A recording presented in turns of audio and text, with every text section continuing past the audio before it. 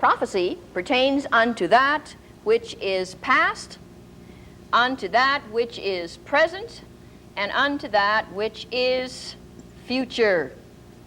We have been looking at some of the things as far as the past is concerned, and of course we understand what prophecy pertains to with the future. But we want to just take another little peek and see about something with the present. This is when I was in the assembly where I learned the gifts of the Spirit, and there was a young woman there about the age of 17. She was a beautiful girl, and she used to sing solos in the assembly. Had a lovely voice for her years. And this, on this given occasion, there were the father and the mother of this girl always took down every sermon that was ever given. This particular man who taught us was very much inspired by God. I don't think I've ever heard another minister teach and preach the way this man did on the things of the Spirit. He just made that old book come alive. I tell you, the words just used to leap right off the pages at you. And on this time, the young woman who used to sing these solos had come up to the front for ministry, because at the end of each meeting the leader would always say, now come up to the front and sit up here in the front rows and we will minister, whatever your needs are. So she came up, and the parents were sitting already fairly close to the front, and they were keeping a tape recording of all of these things that were going on. So as this man laid hands on this woman, the word that came over her was this, that indeed she was going to be blessed and be a blessing unto many, and that her voice would be heard in a white building. And it went on to give a further word of real blessing, and it would appear as though she would have had a great ministry ahead of her.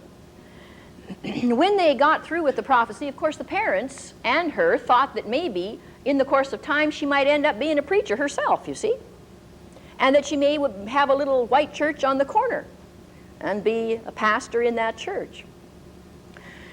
Well, in about 2 to 3 months, something very tragic happened. And this girl was in a car accident and killed instantly. The parents were devastated, naturally. And of course they thought, well, how can this be? How can such a prophecy ever be? Well, when she had her funeral, they thought that possibly it would be a wonderful thing to play over again in the congregation the very last song that she had sung in the regular meetings. And it was so beautiful and so anointed of the Lord, you could have just felt the anointing of God on that meeting.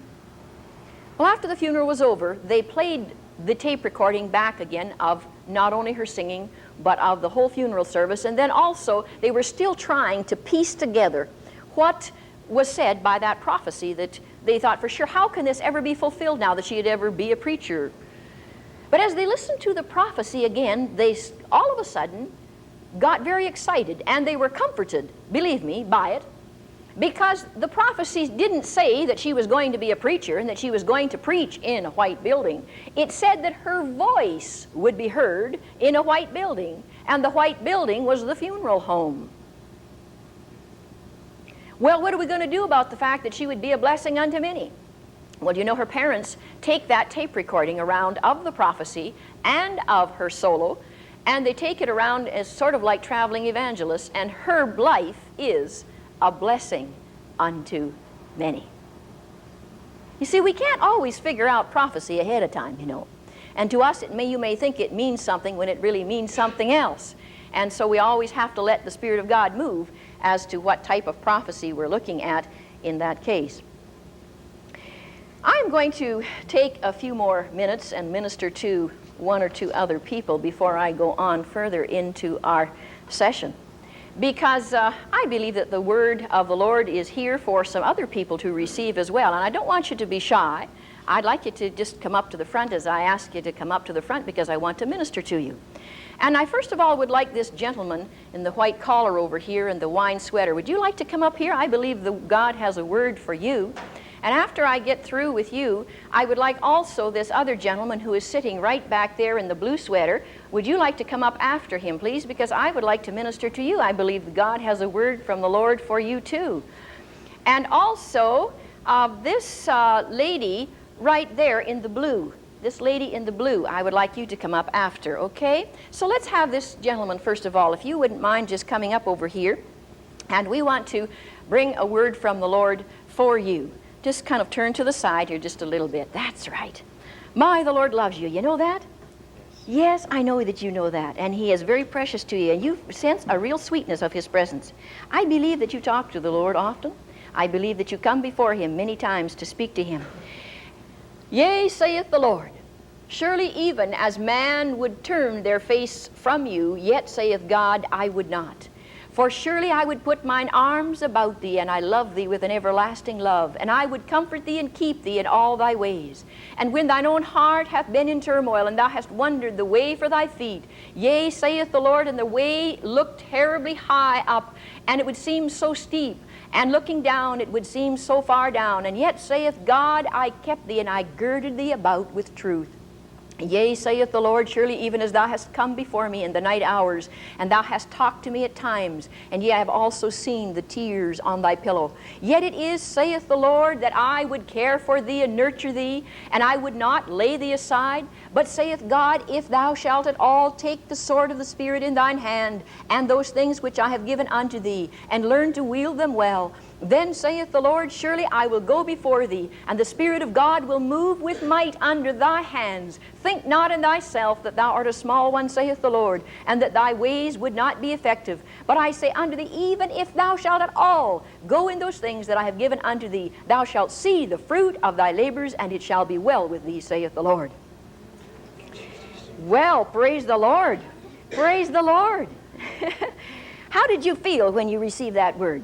Does it do something to you? Does it make you sort of feel loved and needed and wanted? And how do you feel about it? Well, you feel loved. You do feel loved, don't you?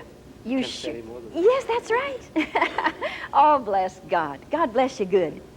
Praise the name of Jesus. And our next one, if you would come up, please, because I believe God has a special word for you too. Oh, the Lord is good. You know, He wants to let us know of His love towards us, doesn't He? Praise the name of Jesus. You love the Lord too. Yes, you do. It's just oozing right out of your eyes. They sparkle with the glory of the Lord. I believe you have already done some things in the ministry. And I don't know you at all, you know. I've never met you before. I don't even know your name. But I see the book in your hand. This is a revelation I'm getting. And I believe that you've been studying the Word, and I believe that the Word has come forth from your mouth and has blessed other people already. Yes, he's agreeing with this, you see. I'm not putting words into his mouth. Oh, blessed be the name of Jesus. Father, right now we just thank you for this one. And I just believe, Lord, that you're going to minister to this one and you're going to bless him and touch him by the power of the Most High God. Yea, saith the Lord, my son, thou art indeed likened as unto Gideon. For even as he stood alone, and he said unto his God, Yea, am I not least amongst my family? And why would it be that thou wouldst choose me? But saith the Lord, surely even as thou hast delighted in me, and thou hast been quick to receive the word, and quick to move in the word, yet it is, saith God, because thou hast seen that, and known that, and hast received it, so also I find thy faith, yea, above many. Therefore fear not to reach forth thine hand and to stretch forth thine hand to meet the needs of others, for in so doing, saith the Lord, thou shalt see the fruit of thy labors. For art thou not likened even unto the good Samaritan, also that would reach out his hand and touch those who are bruised by the wayside? Therefore there is much for thee to do, saith the Lord, for my people are bleeding and torn. Therefore if thou shalt give it all unto them, thou shalt indeed see the fruit of thy labors, for thy heart is full of love for my people, and thou hast yearned to be in my vineyard, saith the Lord. Yay! Oh, ho, ho! Bless God! You've got something cut out for you, haven't you? You like that? Yeah? God bless you. Praise the Lord. And our next one, if you would come up, please, because I believe that the God has a word for you. You see, prophecy is unto edification, exhortation, and comfort. And the Lord knows how to pick people out of the crowd and give them a word that just suits them. Oh, God love you, honey. Oh, God love you. You've had some heartaches in your life. You've had some heartaches, sweetheart. Oh, bless God. I see here it's just like a big boot has stomped on a precious vine. And there's been times when you've been misunderstood and times when things have not gone well and you have just felt crushed. Oh, Lord Jesus Christ, just minister to her right now and give her a tender love and a tender compassion. Oh, precious Jesus, she's so precious in your eyes, and you would want to just bring her so close to you and let her feel your love. Yea, saith God, my daughter, thou art indeed a treasure, for thou art even likened unto a flower that blooms in a field, yea, where it is barren, yea, where it is bleak. For others would see thee and not look at that beauty, nor that rareness of what I see in thee. But saith the Lord, there is not only a beauty of that flower that I see, but even a sweet-smelling fragrance. Therefore saith the Lord, because I delight in thee, and I know what is in thine heart, and I would cause thee to come so close to me, saith the Lord, for I would do a new thing in thee. Therefore, if thou shalt lay aside all that has been hurt in thy past, and all that has been there to cause thee distress, yea, saith God, I would remove it completely from thine eyes, that thou shouldst not see it. For I would heal the wounds, and I would lift thee up, saith the Lord, and bring thee into new ways. And I would bless thee, saith the Lord, and I would cause others also to know the way of truth, even as thou wouldst speak it unto them, saith God. Oh, sweetheart, I love you. You are sweet. God bless you, angel. God bless you. Praise the name of Jesus. All right, let's turn in our scriptures to Luke chapter 1. Luke chapter 1. And we're going to see something very special here in the life and ministry of Jesus Christ. We're going to start right off with a very familiar portion of Scripture. I'm so used to picking up the Word and considering it water, the water of the Word, that instead I grabbed my glass here and started to pick it up. It's all drinking, it's all water. Praise the Lord. And we were going to start here with the story of Zacharias and go through this study just a little bit. Now, this is the story of the birth of Jesus Christ, and I will guarantee you that most of us here, and many people who are watching on our television, would be acquainted with the story of Jesus Christ, because many people celebrate the birth of Jesus. And of course, Christmas time comes, and if we don't hear about it in churches at any time, we sort of get a little bit of the idea about it on Christmas cards, where Jesus is born in a manger. I'll never forget the story of the two little old ladies that were going down the street, and they noticed in the window of the nativity scene, where the camels and the donkeys and the manger and the little baby Jesus laying and so on. And one of the ladies looked at the other lady and she says, "You mean to say that they're going to drag religion into Christmas too?"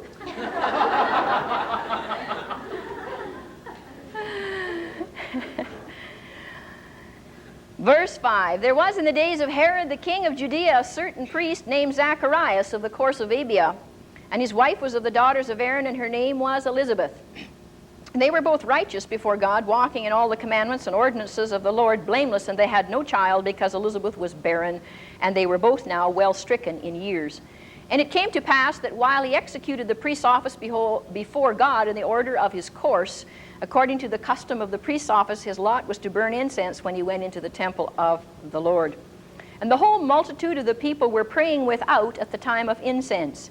And there appeared unto him an angel of the Lord standing on the right side of the altar of incense. And when Zacharias saw the angel, he was troubled, and fear fell upon him. Well, I guess so. I mean, we just don't see angels every day of the week. Hello there, who's this big fellow here? The angel said, "Fear not, Zacharias, for thy prayer is heard." I want to say that, first of all, we're going to look at visitations of angels, and the angels are speaking in the language of Zacharias' heart, so whether it was Hebrew, I guess. And they are giving, the angel is giving a word direct from the heart of God to Zacharias. We said that prophecy was giving a word direct from the heart of God to one individual or many. But you say, but that's an angel. Well, sure, it's an angel, but we're going to go into it and show you where people prophesy too in the Bible. But if angels can speak with the tongue of angels and men. And the Bible tells us that we can speak with the tongues of men and of angels, right? So all the angel did was relay a message from the heart of God to Zacharias. Now there's something pertinent about this, because it says, fear not, don't be afraid. I find that when people come under my hands, or they're not too sure what to expect, they're a little bit afraid. They might even be trembling a little bit. And I usually tell them, look, I bark, but I never bite. And I usually let them know that, hey, don't be afraid. Just relax, honey. Everything is okay, if I sense that they're a little bit afraid. Some prophecies that we hear in congregations have a tendency to sound a little bit like this. Why are my people always afraid? Or, why are you afraid? Why don't you walk with me? Stop being fearful. Almost a rebuke. You ever heard anything like that? It's almost a rebuke, and that's not what prophecy is intended to be. Anybody can get fearful over anything they don't know or don't understand, or anything that we're ignorant of, in which case many people are afraid of spiritual gifts because they're ignorant of their use. But I think prophecy should come in the sense that, fear not, my people, for I will do whatever the prophecy says. Then he goes on to say, for your wife Elizabeth shall bear you a son, and you will call his name John. And you will have joy and gladness, and many shall rejoice at his birth. And he shall be great in the sight of the Lord, and shall drink neither wine nor strong drink. And he shall be filled with the Holy Ghost, even from his mother's womb. Now I want you to remember that one, because that is very important. And many of the children of Israel shall he turn to the Lord their God. And he shall go before him in the spirit and power of Elias, to turn the hearts of the fathers to the children, and the disobedient to the wisdom of the just, to make ready a people prepared for the Lord. End of prophecy. And the angel is coming and telling Zacharias that he and his wife are going to have a child, and they're going to call his name John. And Zacharias says, duh. Really? I mean, my wife is old, and this is past the years that this should happen. The Bible says here that he was struck dumb. He couldn't speak anymore. Now, I'm not likening this story that I'm telling you to Zacharias, but it just sort of came to my mind at this point, and I thought you'd get a little bit of a kick out of it. There was this little boy, and he says, Daddy, how come I'm so dumb? And the father says, duh, I don't know, son. But that has nothing to do with this story. Believe me, nothing to do with it. But you see, Zacharias now is struck dumb, and he cannot speak. And so the people wait for him to say something, and he can't say a thing. However, we find that, and it was only on the basis that he did not believe the word of the angel at that time. Now verse 24, and after those days his wife Elizabeth conceived and hid herself 5 months, saying, so there's the fulfillment of that particular prophecy of the angel. Thus hath the Lord dealt with me in the days wherein he looked on me to take away my reproach among men. So this is now a prophecy given unto Zacharias. Of course, Zacharias had been praying for the people at the time when the message from the angel had come unto him. And he is an old man, and he knows he's an old man, and his wife is old and past the age of childbearing. And so, I mean, after all, it's only expected unto a certain degree that he would have trouble believing this. I mean, it's not an unusual thing for such a thing to take place. But what we're going to show you in prophecy, that prophecy regarding Jesus Christ, everything fits in just like a hand in a glove. Every prophecy that's given, as we go through these, we're going to show you something spectacular about these. In fact, I want to make this story of the birth of Jesus Christ live in our hearts. I want you to see it in proportion to not just the story of Jesus being born, but in the light of prophecy and what prophecy is here, why it's pertaining to this. And so as we go through it, we're going to see that every prophecy that's given, either from an angel or from a person, that they all work perfectly together. And we're going to go next time, and we're going to talk about where Mary conceives and Jesus now is going to be born. So I want you to come back, because we're going to come into an exciting time on the story of the birth of Jesus Christ.